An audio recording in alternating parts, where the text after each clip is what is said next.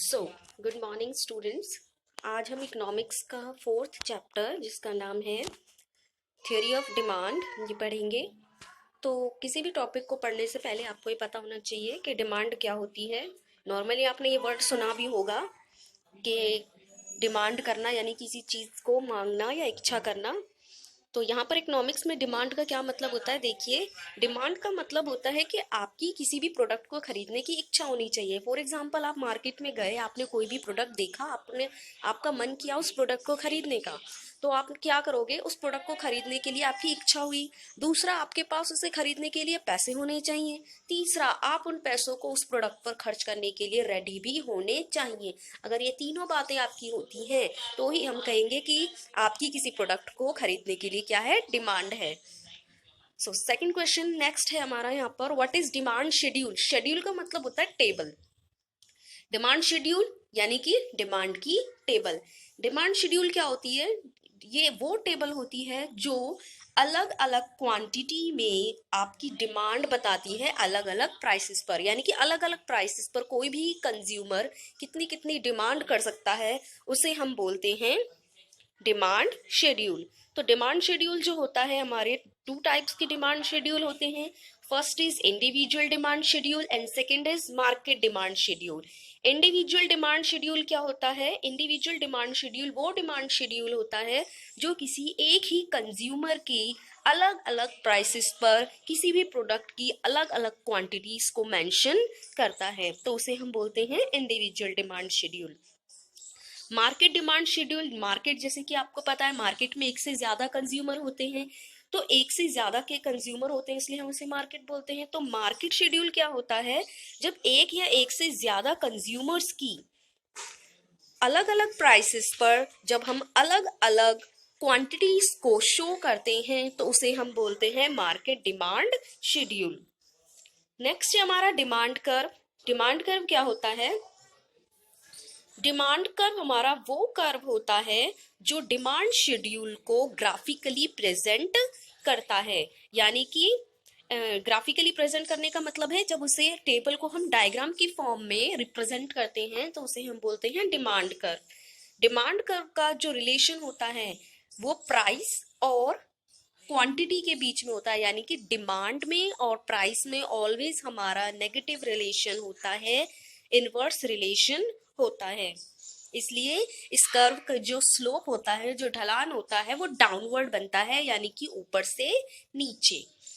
Next है हमारा what are normal goods. Normal goods क्या होते हैं, नॉर्मल गुड्स हमारे वो गुड्स होते हैं जिनकी डिमांड जो है वो इंक्रीज होती चली जाती है जैसे जैसे कंज्यूमर की इनकम इंक्रीज होती चली जाती है, किसी भी पर्सन की इनकम बढ़ती चली जाती है, तो ऐसे गुड्स की डिमांड भी बढ़ती चली जाती है। फॉर एग्जाम्पल आपकी इनकम पहले 100 थी तो आप कम परचेज करते थे, आपकी इनकम बढ़ गई तो आप ज्यादा परचेज करने लगे। इसी तरह से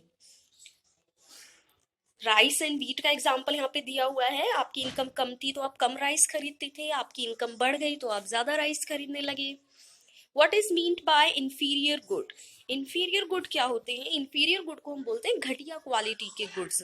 और ये जो घटिया क्वालिटी के गुड्स होते हैं इनकी डिमांड तभी ज्यादा होती है जब हमारी इनकम कम होती है। भाई जब हमारी इनकम कम है तो हम क्या करते हैं, अच्छे गुड्स को परचेज करने के लिए अफोर्ड नहीं कर पाते हैं, हम सिर्फ घटिया जो वस्तुएं होती हैं उनको ही खरीदते हैं जब हमारी इनकम कम होती है। तो ये वो गुड्स होते हैं जिनकी डिमांड जो है वो डिक्रीज होती चली जाती है, यानी कि कम होती चली जाती है जब पर्सन की इनकम इंक्रीज होती चली जाती है। ऑब्वियस सी बात है, जब आपकी इनकम ज्यादा होगी तो आप घटिया क्वालिटी के वस्तुओं को थोड़ी ना खरीदेंगे, आप फिर ब्रांडेड और अच्छी क्वालिटी की वस्तुओं को खरीदेंगे। तो यहाँ पर जो डिमांड में जो रिलेशन होता है वो नेगेटिव होता है डिमांड में और इनकम में। नेक्स्ट है हमारा गिफिन गुड्स। गिफिन गुड्स हमारे वो गुड्स होते हैं जहां पर हमारा डिमांड और प्राइस में पॉजिटिव रिलेशन होता है, यानी कि जैसे जैसे प्राइस बढ़ते चले जाते हैं इन गुड्स की जो डिमांड है वो भी बढ़ती चली जाती है। नॉर्मली क्या होता है, जब किसी भी प्रोडक्ट के प्राइस बढ़ते हैं तो लोग उसकी कम डिमांड करते हैं, यानी कि अपोजिट रिलेशन हुआ। और जब प्राइस कम होते हैं तो लोग ज्यादा डिमांड करते हैं, तो अपोजिट रिलेशन हुआ। लेकिन गिफन गुड्स में क्या होता है, गिफन गुड्स में ये बात कही जाती है कि प्राइस बढ़ने के साथ साथ इनकी डिमांड भी बढ़ती चली जाती है। फॉर एग्जाम्पल आईफोन का अगर हम एग्जाम्पल ले, आईफोन बहुत ही कॉस्टली फोन होता है, ठीक है, तो उसकी डिमांड भी बढ़ती चली जा रही है, प्राइस उसके हाई है, इसके बावजूद भी, उसके प्राइस हाई होने के बावजूद भी उसकी डिमांड क्या हो रही है, बढ़ती चली जा रही है। तो ऐसे गुड्स को हम बोलते हैं Giffen goods.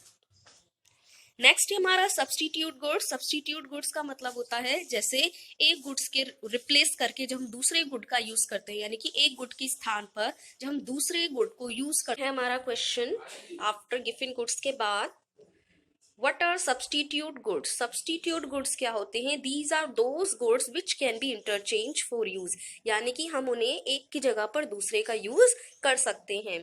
For example T and coffee. T and coffee क्या होते हैं, हमारे सब्सटीट्यूट गुड्स होते हैं। अगर टी के प्राइस ज्यादा होते हैं तो हम कॉफी को प्रेफर करते हैं, और अगर कॉफी के प्राइस ज्यादा होते हैं तो हम क्या करते हैं, टी को प्रेफर करते हैं। तो सब्सटीट्यूट गुड हमारे क्या होते हैं, ऐसे गुड्स जिनको हम एक की जगह पर दूसरे को रिप्लेस कर सकते हैं। फॉर एग्जाम्पल इसी तरह से बॉल पेन और जेल पेन, आप इनको भी रिप्लेस कर सकते हैं एक की जगह पर दूसरे को। यहाँ पर आपका जो कंसेप्ट है वो है कि अगर सब्स्टिट्यूट गुड्स के केस में एक की प्राइस इंक्रीज होते हैं तो दूसरे की डिमांड इंक्रीज हो जाती है। फॉर एग्जाम्पल टी के प्राइस अगर इंक्रीज होते हैं तो लोग कॉफी की डिमांड ज्यादा करते हैं। नेक्स्ट है हमारा यहाँ पर what are complementary goods. Complementary goods हमारे वो गुड्स होते हैं जिनको हम एक साथ यूज करते हैं, यानी कि ऐसे गुड्स जो एक दूसरे के क्या होते हैं, कॉम्प्लीमेंट्री होते हैं, पूरक होते हैं। अगर उनमें से कोई एक गुड हमारे पास नहीं होता है तो दूसरे का कोई भी यूज नहीं होता है। तो यहाँ पर अगर यहाँ पर एग्जाम्पल लेते हैं हम, जैसे car and petrol. Car and petrol हमारे कॉम्प्लीमेंट्री गुड होते हैं। अगर हमारे पास कार है, पेट्रोल नहीं है, तो कार का कोई यूज नहीं। इसी तरह से अगर पेट्रोल है, कार नहीं है, तो कार का भी कोई यूज नहीं होता। तो यहाँ पर जो रिलेशन होता है वो ये होता है कि अगर एक के प्राइस इंक्रीज होते हैं तो दूसरे की डिमांड डिक्रीज हो जाती है, या एक के प्राइस डिक्रीज होते हैं तो दूसरे की डिमांड इंक्रीज हो जाती है। For example fountain pen and ink. Pen and ink क्या आते हैं, हमारे कॉम्प्लीमेंट्री गुड्स होते हैं। फॉर एग्जाम्पल अगर इंक के प्राइस हाई हो जाते हैं तो पेन की डिमांड क्या हो जाती है, लो हो जाती है। उसी तरह से अगर इंक के प्राइस कम हो जाते हैं तो पेन की डिमांड क्या हो जाती है, बढ़ जाती है। ये हो गए हमारे क्वेश्चंस आज के लिए। That's for all today.